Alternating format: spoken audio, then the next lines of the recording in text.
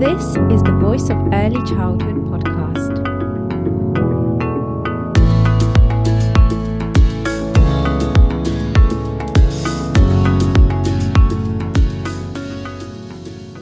Hello, everyone. Welcome to the Voice of Early Childhood podcast. My name is Angelica Solinska. I'm your host, and today I'm joined by Sarah Cummins, who's a senior lecturer at Leeds Trinity University and chair of Montessori Society UK.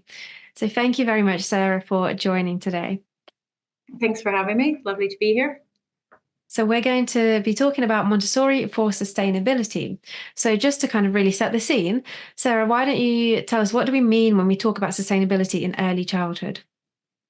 Well, as we know that we've got our 17 sustainable development goals, but when we talk about sustainability in early childhood, we're referring to really the approach to education and childcare that really puts the emphasis on fostering that sense of responsibility and awareness and this care for the environment, our indoor and outdoor environments, the society and future generations.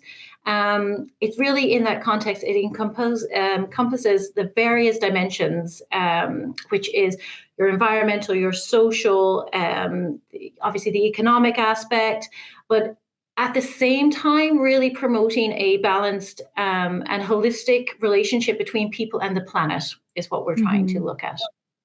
Yeah, so far beyond just the environment then, but really kind of societal as well. So I guess the question is, why is it so important to embed sustainability in the youngest generation? It's really about encouraging those positive and healthy attitudes for life, isn't it? And not just, we're focusing on sustainability when, in adulthood, when we've got we're in a role perhaps at work, when we're focusing on, sustainability of our workplace and things like that. Actually, it starts from the youngest generation, doesn't it?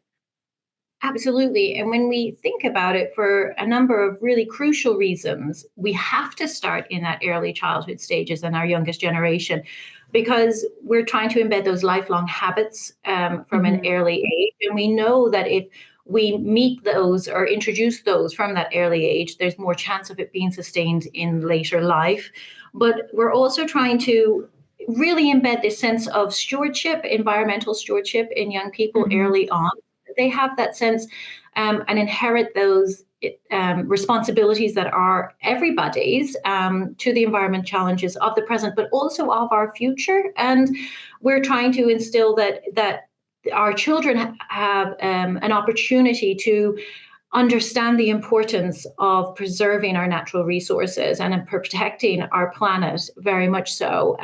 But also for them to recognize themselves as global citizenships, for our world, and that they are interconnected in the world. It's not just their local communities, it's global, and that they have to believe in that sense in themselves of being part of this bigger picture as well, and to foster that understanding on how individual actions, even at this young age, contribute to the global challenges and the changes that we want to see in our world as well. And it is a social responsibility as well, when you think about it, that we are embedding this from a very young age, that they are the ones that are going to be facing this future that we are not sure of or not certain of at the moment. And by integrating sustainability into their education, our young children will develop this resilience and adaptability that will help them meet the changes that are going to be happening in the future as well. So yeah, like you say, that social responsibility is big, isn't it? Especially for such young children. And it's really important to discuss, how do we support children in understanding that? And I guess from your perspective, you're looking at it from that from Montessori lens, and what Maria Montessori kind of focused on, and then how we take that theory and put it into practice today. So potentially it's important to discuss community. So that's something that Maria Montessori focused on, I believe. Yeah, no, very much so. Montessori focused on community in every sense. When we're talking about the aspect of local community, what's happening within the environment, to our wider community, and then, as I said, to the global community. But she really embedded the significance of the social development, alongside academic learning, and that it is very important for our young children to be part of that society that actually embeds both of those together. And it's through the daily interactions and the collaboration of that work that children develop that important social skills, and that empathy, and which kind of goes along with belonging within their community. So we have aspects within our Montessori environment, which is called grace and courtesy, which, we are instilling the importance of politeness, respect, consideration for others, empathy. And these are lessons within our environment that we embed, and they're just part of our everyday environment. We model it as the adults and we introduce it to the children. That's preparing them for the wider world. If we think about community responsibilities, our young children start to take responsibility of their community within their environment in the front of their class when they're in the classroom. So they maintain the environment alongside their peers and the adults in the classroom, and they contribute to the overall upkeep of the environment, but the well-being of each other within the environment as well. And this could be tasks or activities such as the caring of plants, organizing the material, participation in the daily routines, prepping snack, those type of things that we're not thinking that, that they instill those lifelong habits that we're wanting. But actually, it builds that sense of responsibility for their community. And it actually encourages that sense of ownership as well, which is really important to embed that intrinsically within our young children as well. We're also looking at opportunities for supporting our young children through conflict resolution, which is really important. Talking about education for sustainability, or Montessori for sustainability, is that emphasis within our environments is on teaching children how to resolve those conflicts peacefully and constructively as well. And it's through the guidance of the teachers that we use this restorative practice all the time, naturally. And again, we're modeling it all the time, but it just is embedded within their everyday practice. But we are helping them to learn how to communicate effectively, express their feelings, find solutions collaboratively that work for everybody, and really just contribute to that peaceful environment that we're instilling within the environments that we set up. And then we take this sense of belonging as well, which I think is really important for our young children, that they have this sense of belonging. And Montessori classrooms are designed to be that warm, inviting space that promote this sense of belonging. And the careful preparation that goes into preparing the environment to offer that to the children, the child is always at the center of that. And we are always considering, does this meet the needs of the child in the classroom at this time, for us to ensure that we are offering that sense of belonging within that, because the classroom is the child's, not the adults, and we need to offer that back.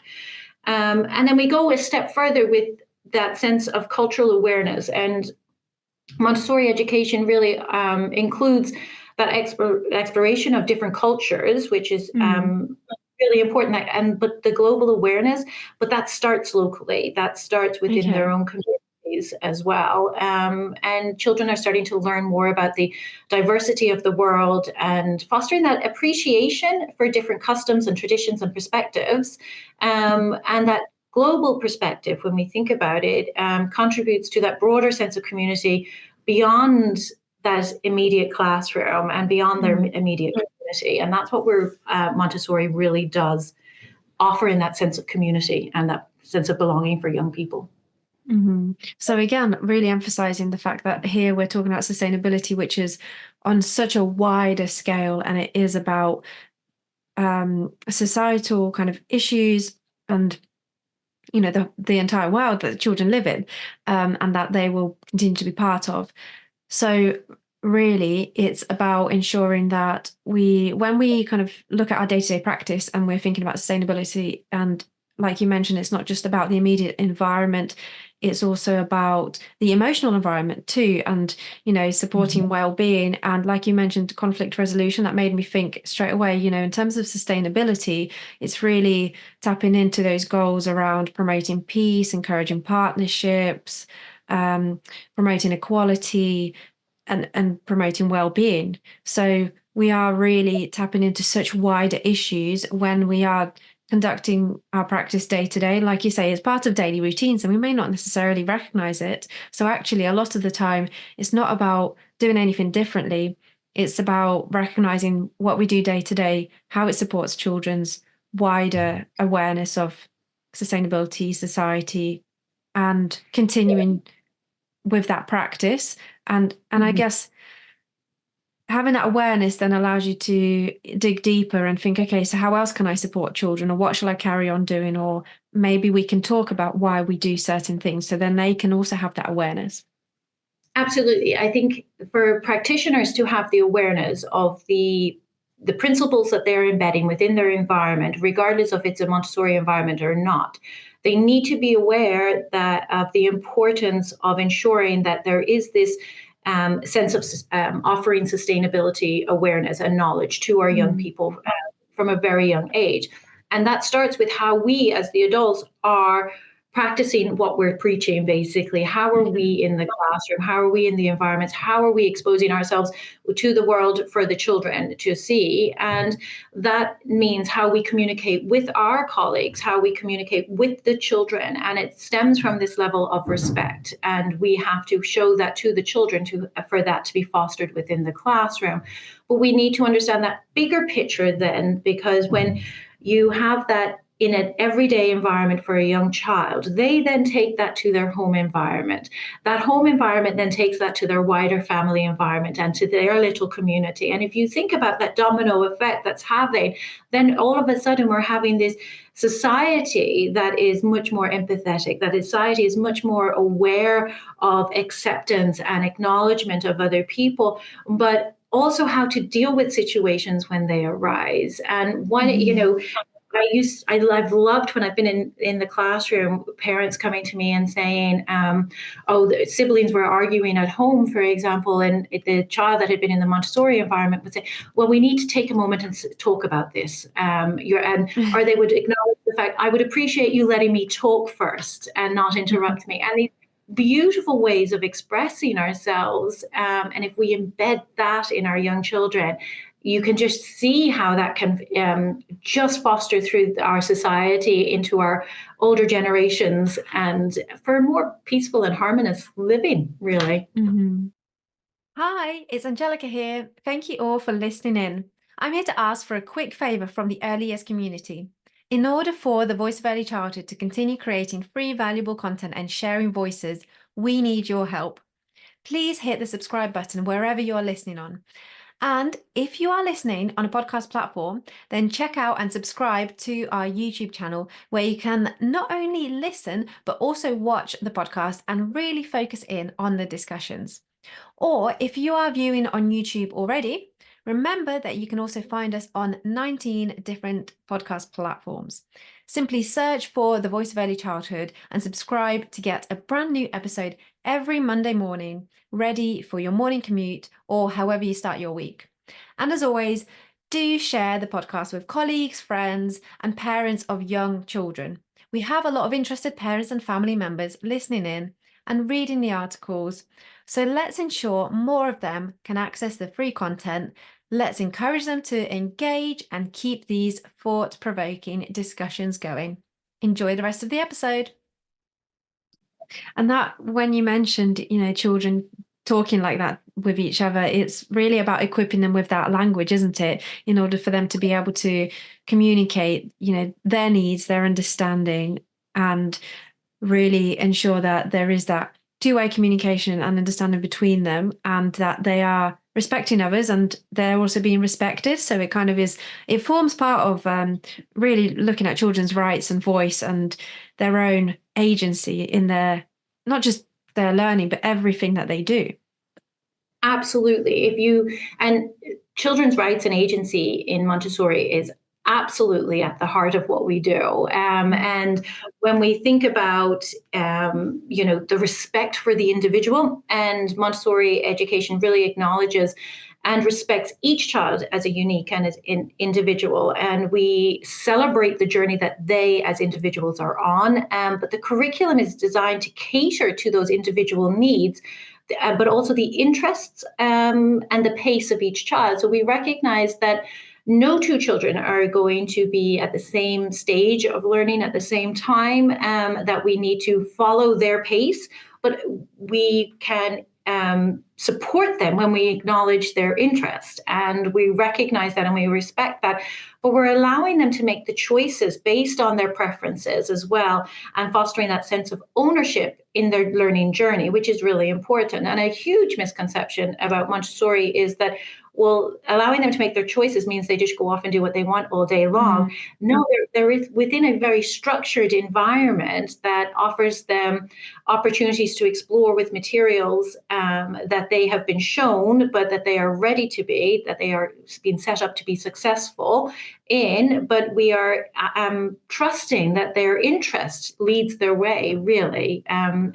we follow that. And even if you take it outside of a Montessori environment, you can instill this respect for the individual by offering these choices without the Montessori materials, by looking at what the child's interest is and following that interest to understand, well, what stage of development they're in, and how can I promote a love of learning through this interest now for this child, and really infringe that in the classrooms. And Montessori also, we look at this idea of freedom, but within limits. They operate on this, Montessori classrooms typically operate on this freedom within limits, while children, they're encouraged to make these choices and pursue their interests. These are guidelines, and that structured aspect that I was talking about, that's all in place there. There are boundaries to ensure that safe and respectful environment for all as well. But it promotes self-discipline and responsibility, which when we then try and link that to sustainability, it goes hand in hand, doesn't it? So we're talking about, again, that lifelong learning. And then again, with the thinking of the rights of the child and, that child agency, which is so important.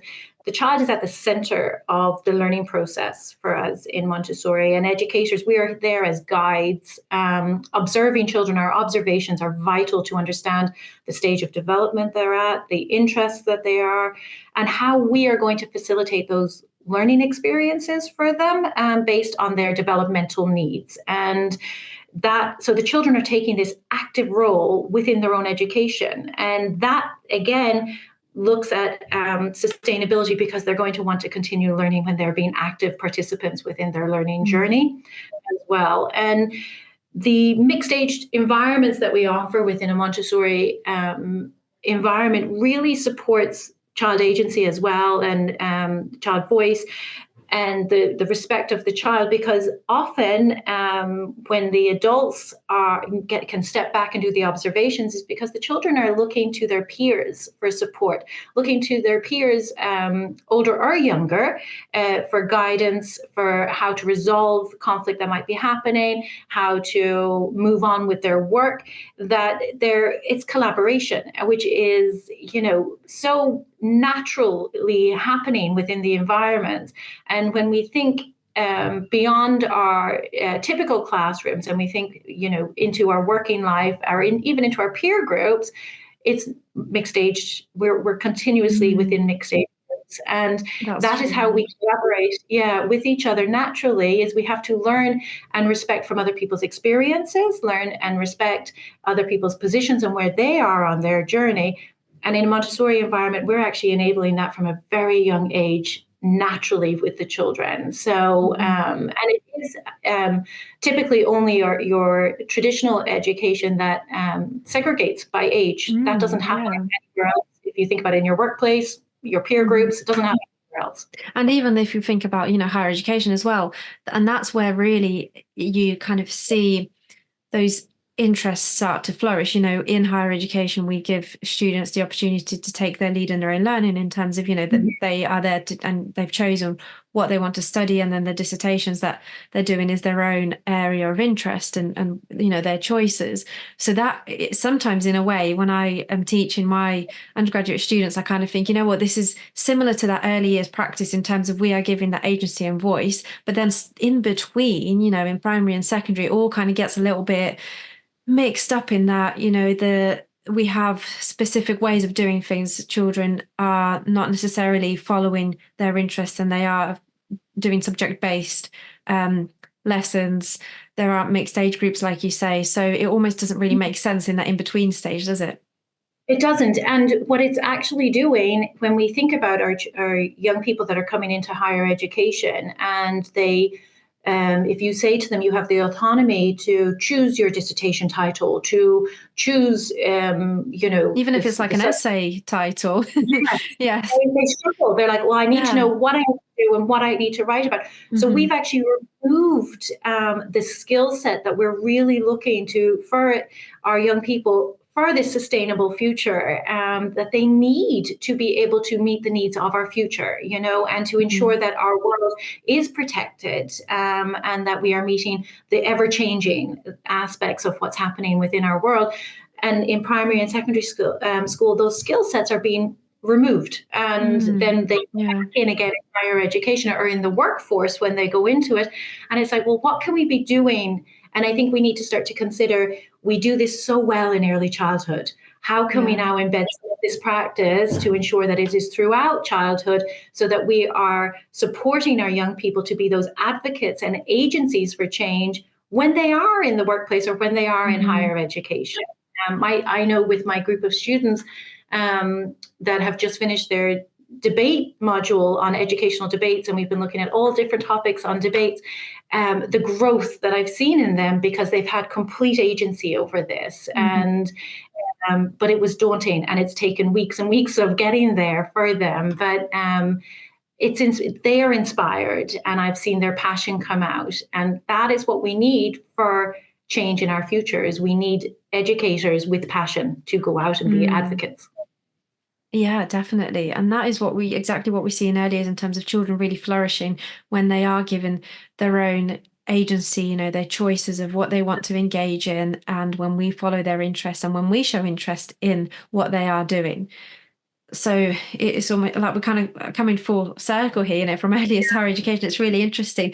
And I'm actually also reflecting on the fact that when we talk about preparing children for the future, that's often seen as almost like a negative by many, because it's like, well, we're focusing on their future. We need to be focusing on the children now, because it's about them right now and their lives and their learning in this moment. And it's almost like respecting their right of, childhood and the current time and place. And I'm really kind of for that. And that is part of my values. But then at the same time, we're talking about preparing them for the future. But that's not because we are just thinking about they need to be successful in the future in order to be kind of successful citizens to give back. It's also so that they can succeed and be happy and be prosperous in the future and be ready for what society involves, I guess.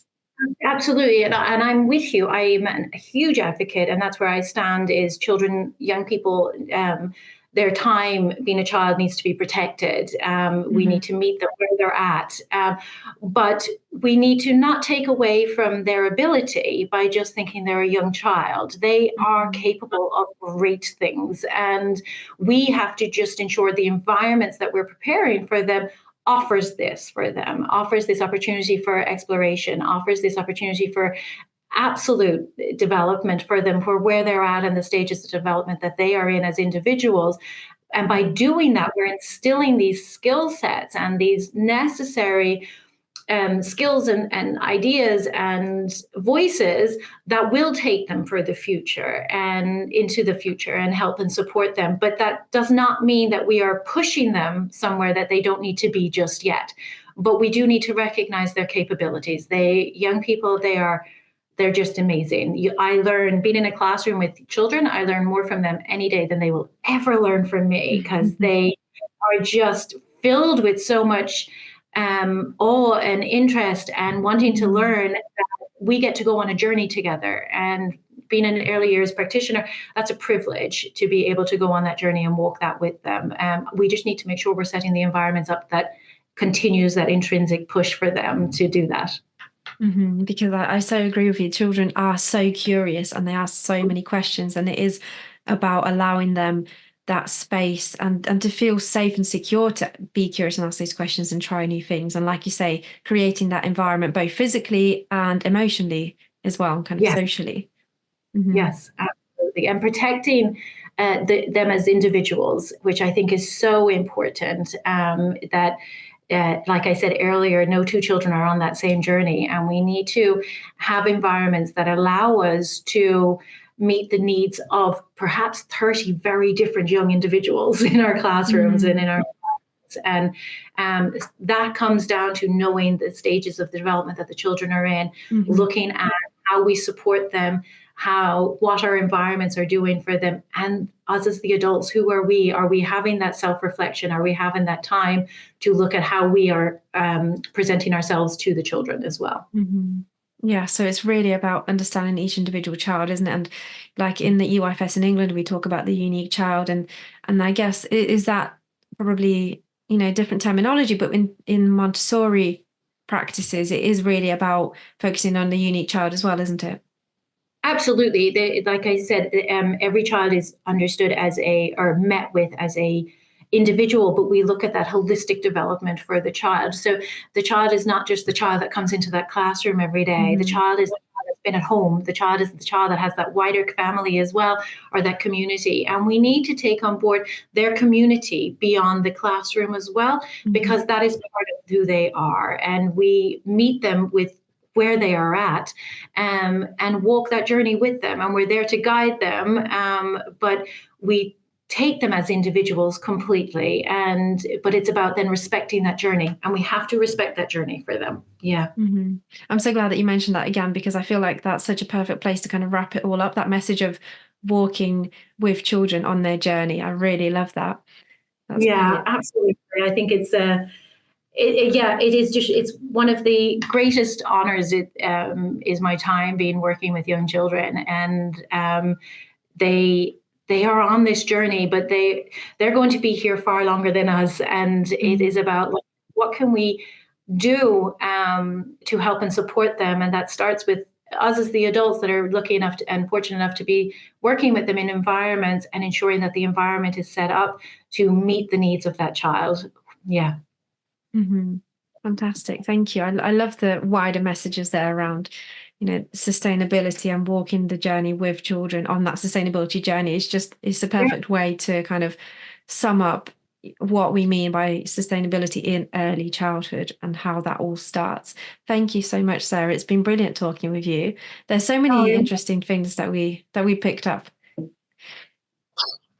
So what I'll say to the listeners is thank you very much for listening. And if you did enjoy this episode, I think you'll also enjoy the episode with Dr. Nathan Archer and Dr. Joe Albin Clarke, who talk about agency and advocacy and children's rights as well, but also really what Sarah mentioned at the end as well, reflecting from like the educator's perspective.